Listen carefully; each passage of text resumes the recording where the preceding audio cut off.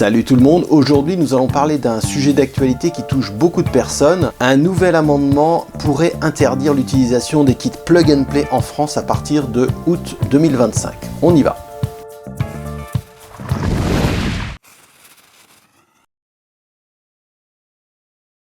Un amendement qui a été voté en août 2024, donc cette année, sur l'évolution de la norme C15-100, qui a fait quelques petites rectifications et notamment sur les générateurs photovoltaïques. Alors que dit cet amendement d'août 2024? Notamment l'article 551.7.2.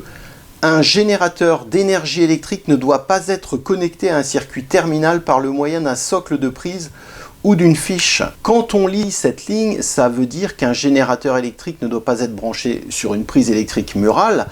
On entend par là un kit plug and play qui est un générateur d'électricité et qui se branche sur une prise électrique. Mais par ailleurs, ce texte indique le matériel électrique basse tension destiné à faire partie de l'installation fixe. Alors là, il y a quand même un quiproquo et un malentendu puisque on nous indique qu'un générateur ne doit pas être branché sur une prise électrique, mais que le matériel concerné doit faire partie de l'installation fixe de l'habitation. Il va sans dire qu'un kit plug and play ne fait pas partie d'une installation fixe, puisque si vous êtes locataire par exemple, vous ne pouvez pas installer d'installation fixe photovoltaïque, eh bien vous allez plutôt vous pencher vers une installation plug and play que vous pourrez retirer facilement lors de votre déménagement.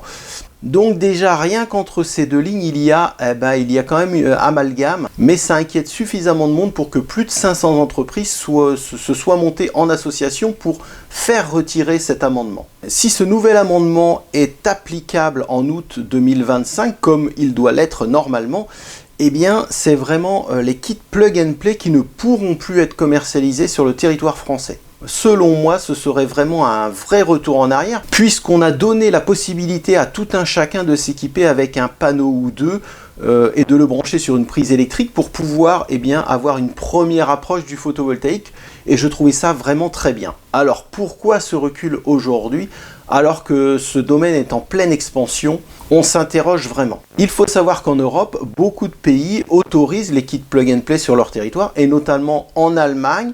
Mais par exemple, si on prend l'exemple de l'Allemagne, on ne peut brancher que 600 watts sur une prise électrique. Donc si on achète un kit plug and play en Allemagne, eh bien on sera limité à 600 watts crête de panneaux photovoltaïques. En France, l'ADEME recommande jusqu'à 900 watts maximum sur une prise électrique. Et il faut savoir qu'en Belgique, eh bien les kits plug and play ne sont toujours pas autorisés et qu'ils pourraient voir le jour d'ici l'été 2025.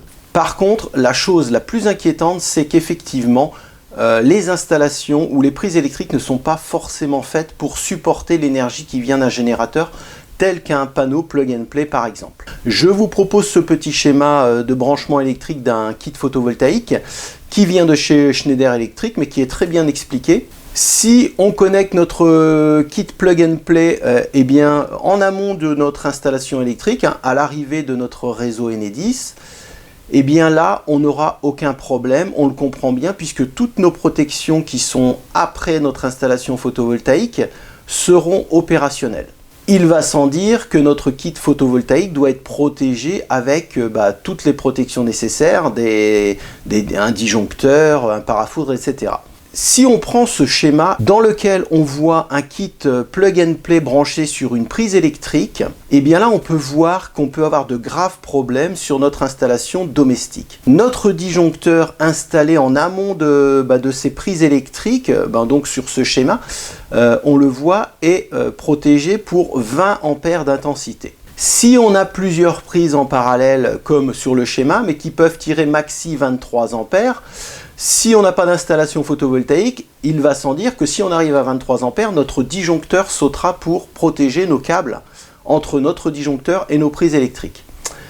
Si on intercale par contre une production photovoltaïque sur notre ligne de prise électrique, eh bien là ça peut poser problème, puisqu'on le voit ici, si on a une installation photovoltaïque qui produit 8 ampères, et que nos prises électriques demandent 23 ampères par exemple, voire jusqu'à 28 ampères, et bien là, le disjoncteur en amont ne sautera pas, puisque notre installation photovoltaïque plug and play est installée après le disjoncteur tout simplement.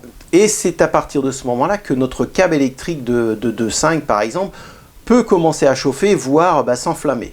Donc avec ce schéma, on comprend mieux pourquoi les kits photovoltaïques plug and play que l'on peut brancher sur une prise ne doivent pas être trop puissants.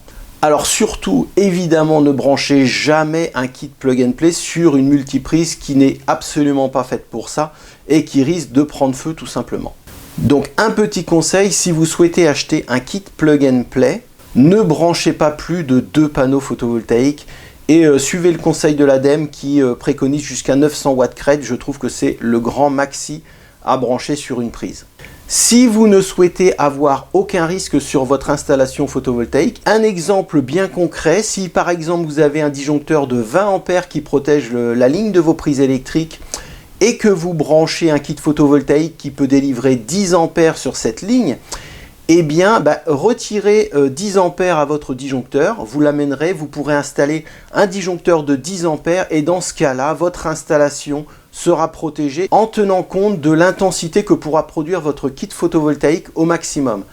Comme ça, dans ce cas-là, eh bien, le disjoncteur situé en amont sautera forcément dès que vous arriverez à la limite. Et vous ne risquez absolument pas de problème électrique sur cette ligne. J'espère évidemment que cet amendement ne passera pas puisque ce serait vraiment un retour en arrière dans le domaine du photovoltaïque. On peut aujourd'hui accéder à des kits pour pouvoir commencer à faire des économies facilement.